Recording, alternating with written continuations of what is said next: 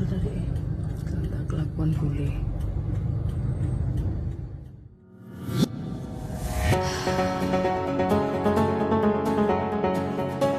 Viral sebuah video yang memperlihatkan seorang bule perempuan menaiki pagar Bandara Internasional Igusti Ngurah Rai, Bali. Dari informasi di lapangan, bule tersebut nekat memanjat pagar karena bingung mencari pintu keluar dari bandara. Bule itu juga mengatakan sudah sempat naik pagar itu untuk keluar bandara. Saat masih di atas pagar, ada orang yang melihat dan akhirnya ia kembali ke dalam bandara dengan menaiki pagar itu. Setelah diberikan penjelasan, WNA ini akhirnya mengerti dan keluar bandara melalui pintu keluar untuk pejalan kaki, yakni di sebelah barat di depan Masjid Al-Ikhlas.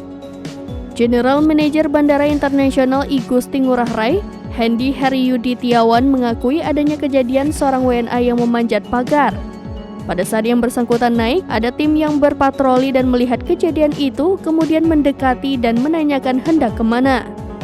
Lalu disampaikan ia tidak boleh memanjat pagar karena mengganggu ketertiban serta melanggar aturan.